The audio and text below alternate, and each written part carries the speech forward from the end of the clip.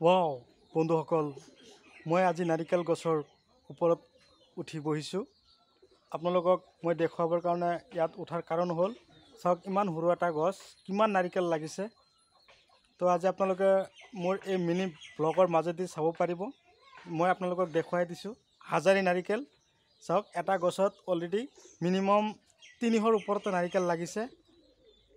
তো আপোনালোকক মই A to Z দেখুৱাই আছোঁ গছটো। আপোনালোকে চাওক ইমান সৰু গছ। মই একদম গছৰ যিখিনি লাগিছে, গছৰ হেৰিখিনি নাৰিকলখিনি মই তাতে উঠি আপোনালোকক দেখুৱাবৰ কাৰণে আগ্ৰহী হৈছোঁ। এয়া চাওক বন্ধুসকল, এইটো কি বস্তু আপোনালোকে কমেণ্টত জনাব, আপোনালোকে কি বুলি কয়। চাওক গছত কিমান ধুনীয়াকৈ লাগিছে এই বস্তুটো। আপোনালোকে যদি নিশ্চয় খাই পাইছে তেনেহ'লে মোক কমেণ্ট কৰি জনাব। নামটো আপোনালোকৰ পৰা মই সংগ্ৰহ কৰি ল'ম।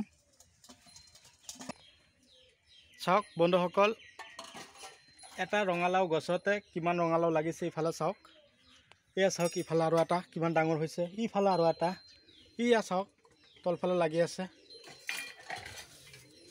চাওক ইমান সৰু সৰু, লাহে লাহে ডাঙৰ হ'বলৈ আৰম্ভ কৰিব। চাওক এটা পানীলাও গছতে কিমান পানীলাও লাগিছে। যোৱাকালি 7টা নে 8টা বিক্ৰী কৰা হ'ল। আকৌ চাওক এটা গছতে কিমান লাগি আছে। 2 দিন 3 দিন পিছে পিছে কাটিব লগা হয়। মানুহখিনি তাৰমানে ঘৰৰ পৰা আহি কিনে এই লাওবিলাক কিনি লৈ যায়। ওচৰত থকা যিখিনি মানুহ আছে এখেতে মোৰ ঘৰৰ পৰা চব্জিখিনি লৈ যায়। এই চাওক বগৰী গছটো হাৰ্ভেষ্টিং কৰি লগোৱা হৈছিল। এটা গছত চাওক বগৰী প্ৰতি বছৰতে কমেও 2-3 কুইণ্টেলকৈ বগৰী লাগি থাকে এটা গছতে। তো আপেল আকৃতিৰ যিটো বগৰী হয় সেইটো বগৰী। চাওক লাওবিলাক কি একদম পূৰা কচি লাও, খাবৰ কাৰণে বহুত সোৱাদ। তো ইফালে আপোনালোকক দেখুৱাই দিছোঁ। এই চাওক আদা আপোনালোকে নিশ্চয় চাব পাৰিছে। আদা আমাৰ ঘৰত লাগতিয়াল বস্তু। এয়া চাওক ঔষধি গুণেৰে ভৰপূৰ ইয়াত লগোৱা হৈছিল। এটা এটা আদাৰ পৰা আকৌ চাওক আপোনালোকে কিমান ধুনীয়া হৈছে।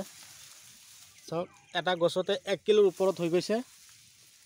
তো আপোনালোকে এনেকুৱা ধৰণৰ ঘৰতে লগাব পৰা চব্জি খেতি আপোনালোকে ঘৰতে লগাব, আৰু যথেষ্ট পৰিমাণে উৎপাদন যাতে হয়, গোবৰ সাৰ অকণমান বেছিকৈ দিব যাতে ভাল ফলন পায়, তাৰে কামনা কৰা হ'ল। ইফালে তিয়ঁহ লগোৱা হৈছে, তিতা কেৰেলা লগোৱা হৈছে। তো অলপ কেইদিন পিছতে আপোনালোকে চাব পাৰিব। আপোনালোকে অলপ কেইদিন অপেক্ষা কৰক, আপোনালোকক দেখুৱাই দিম গজালি মেলক। লাওবিলাক এইবিলাক লাও আজি কাটি বিক্ৰী কৰা হ'ব, আজি বিকিব। চাওক এটা গছতে মিনিমাম সপ্তাহত 15-20টাকৈ লাও বিক্ৰী কৰা হৈ আছে এক সপ্তাহত।